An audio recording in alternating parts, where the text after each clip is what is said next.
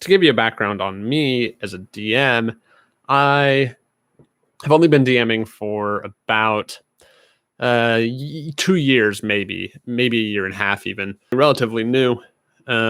I started with a couple of random things. I tried to homebrew something. I eventually did part of Lost Mines. Essentially, my career as a DM has been starting things and never finishing them. But I eventually wanted to try running a full quote unquote campaign. I wanted to try going from level 1, then getting to a big bad boss and having the players go. And I decided to run Tomb of Annihilation. And I had a lot of fun running Tomb of Annihilation. I really enjoyed the exploration of it, the exploration of the jungles of Chult. The dinosaurs were super fun to have. And then it was fun to have this really big, strong, powerful bad guy. And so right now I'm kind of at this stage where I feel like I'm just starting to understand how much skill and time and effort can go into being a DM. It really is almost an infinite amount of time that you can put in. If you wanted to fully devote yourself to improving your craft as a DM, to me right now, it feels like you could spend a lifetime doing it and still always be learning and always getting better. I would love to play more D&D. And I mean that both in the sense that I would love to DM more and I would love to play as a character more. Our Curse of Strahd game has kind of been put on hiatus, and in my ideal world, I'm playing and DMing D&D at the same time. And the reason why I think that would be awesome is because I think after I play D&D, I always think, oh, what could I have done better as a player? But then what did I enjoy? What were some things that I really liked? And how can I translate that when I DM, when I run a game? How can I help that translate over? And when I'm DMing, a lot of times it's hard for me to think from the perspective of the players. And I think that's because I've DM'd more than I've played. So a lot of times when I'm DMing, I'm just thinking, what is happening in the world? I'm concerned about how the world is reacting to the players. And I let the players just kind of govern themselves and control whatever they're going to do. And sometimes I do better than others, obviously, but that's kind of my thought. So for example, let's say, this has happened in the past. And I think everybody goes through this when they play D&D, especially when they DM. You have a player that runs into a wolf or a owl bear or something. And, they're like, oh, I want this as a pet. I want to tame this owl bear. I want to tame this wolf. And,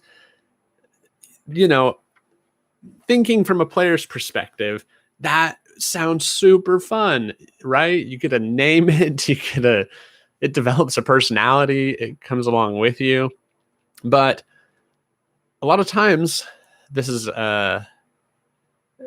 definitely one of the shortcomings that I have, is that I think, well, that would be so hard to do. Like if you were going to tame a wolf or tame an owl bear, one of my players tamed a cockatrice, essentially. Well, kidnapped a cockatrice baby, and I'm glad I let that happen, because he ended up wanting to start a cockatrice fighting ring. He went really, really all out with it, which was great to see. And I think that's kind of the point that I'm trying to get to, I guess. And what I've really, if I had to sum up all the thoughts that I've had. I would say what I'm really trying to work on right now is the principle of saying yes to the players. And kind of the mantra or thought that I'm having is flowing with the chaos. I think naturally, and this is true of my life as well, and it reflects in the way I DM. I want structure. I want a pattern. I want to know what's coming. I want to be able to react and predict in what I feel is the best way. And I think that D&D isn't at its best when you have everything planned. I think D&D is at its best when there's chaos and there's just madness. Those are the things that we remember when we play D&D. You know, I think whenever I've played or whenever I've DM'd, the things that I remember are just when we are all just reacting. We're not thinking necessarily, we're just reacting. And I don't know if I'm at the point where I think that you should never plan in life. Maybe that's a good way to live. I honestly couldn't say. It sounds very stressful to me. But I will say that in D&D, as a DM, there's, as I think everything in life, there's a continuum. It's never black and white. And I say that mostly for myself because a lot of times I get into that black and white thinking. But in that continuum, you have a place for planning and you have a place for improv and just chaos. And I think if I was going to err on either side as a DM, I would like to be more on the improv and chaos side. That's something I'm really trying to work on. So I'm really working on the principle of saying yes. Maybe I'll get to the and portion of that later, but right now it's just saying yes to the players and saying yes to myself as well. When I have a thought, not just thinking that's stupid, it's not believable, just going with it, letting it happen, running with it, and letting people react. You know, it's being vulnerable, which is tough. But when I'm committed to something, I'm very communicative about it. That's why I'm doing this, is because I like talking about it. It's half the fun of playing for me is talking about it outside of the game. I love it. That's why when I played hockey, you know, me and my friend would go and we'd go to practice for a game, and then if we carpooled, we'd spend 1 or 2 hours talking about hockey or anything afterwards. I loved that. That was great. So I've switched to running Dungeon of the Mad Mage as a dungeon crawl, and I'm trying to just use the setting of Undermountain and the maps and loosely what's going on in the rooms, because I'm working on that yes principle. I'm really trying to tie in the characters and let them feel like they're a part of like their characters are part of this world. And so I'm really going to try to work on that. I have a session tomorrow, which I'm very excited for. And I'm really going to try to work on just saying yes and being more mindful and aware of that principle. So yeah, I'll let you know how it goes. But just some other thoughts as I'm thinking. I'm also kind of working in the back of my mind. I really do want to run a homebrew, quote unquote homebrew. And I watch a lot of Brennan Lee Mulligan on Dimension 20. I think he's one of the best actual play DMs, and the group that he has, that's the sign of a great DM, is no matter who he plays the game with, a lot of times some of the players, when they start playing, I think, oh, I'm not going to enjoy this character, or this is a little bit annoying. And what's amazing is, and I'm not saying credit to the players, credit to Brennan as well, but whenever Brennan runs the game, these characters, he doesn't judge anything. He reacts like whatever a player does, he thinks is the coolest thing, and I love that. He's so committed to his players, and I would love that more for myself. And I don't know what that'll look like. It'll look different, obviously, than what Brennan does. But I got off topic there. I big fan of Brennan Lee Mulligan.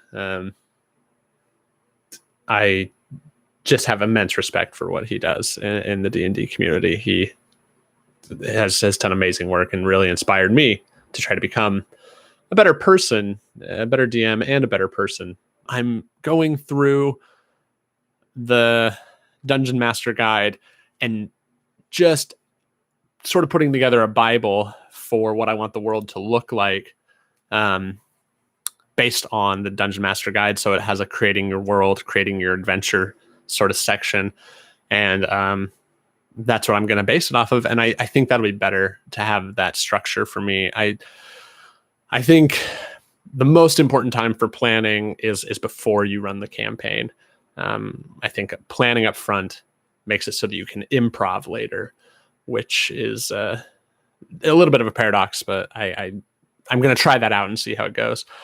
Second thing that I kind of have in the works, in September, I'm going to start running a real life, actual, in-person D&D game. COVID's still happening, and there's still, the numbers are going up with this new variant, but I'm vaccinated, and I think, and all the players are vaccinated, and we'll get the boosters when they come out and everything like that. But I'm a little nervous to run in-person D&D, and this is with a group of coworkers whom I've only been at my job for 3 months, and I don't work with them extremely often. I see them every so often, but not all the time. And I'm a little nervous. I don't know really. I want them to feel like it's a safe place to play, and I don't want to do anything that would offend anybody or make anybody feel hurt, based on something that happens in D&D.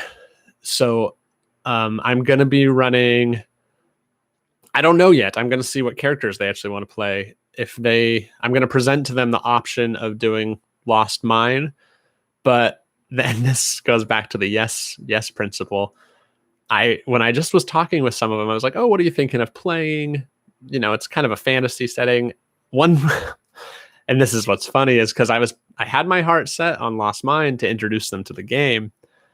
And one of them was like, oh, I want to play a fairy.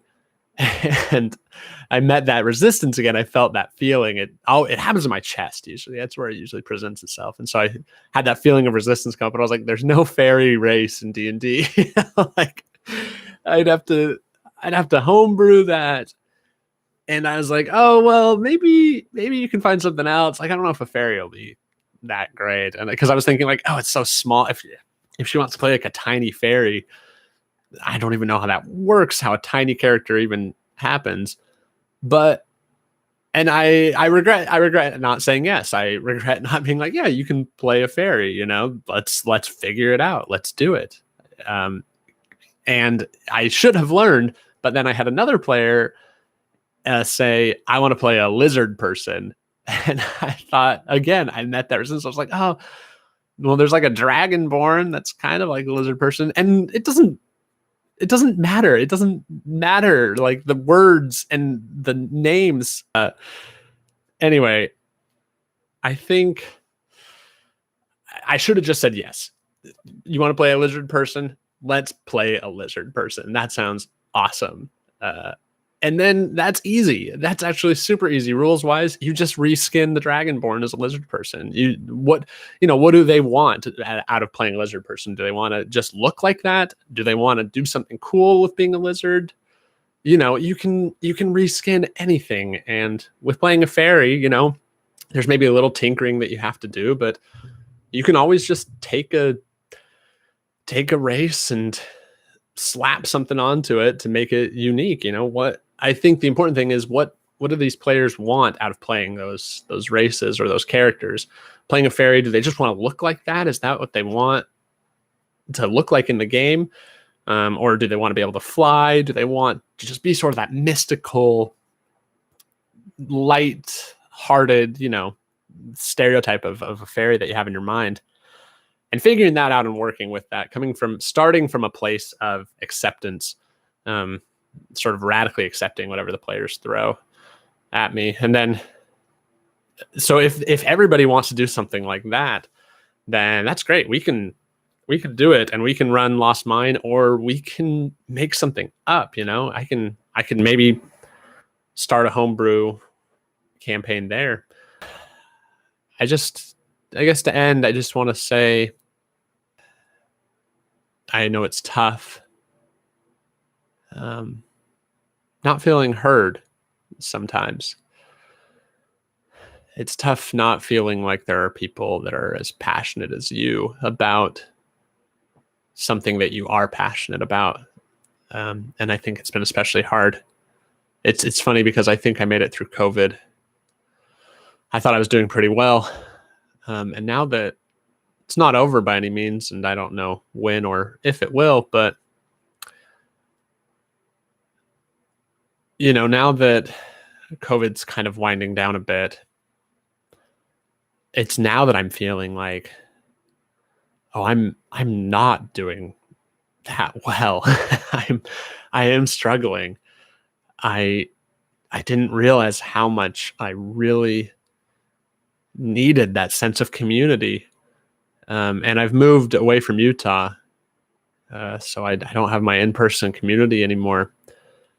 And I struggle just talking to people. I can do it, and I like interacting with people. I like being around people, but I struggle just calling somebody on the phone. That's not something I've ever been very good at. And I don't know. I've kind of come to a place of acceptance with that. I'm not.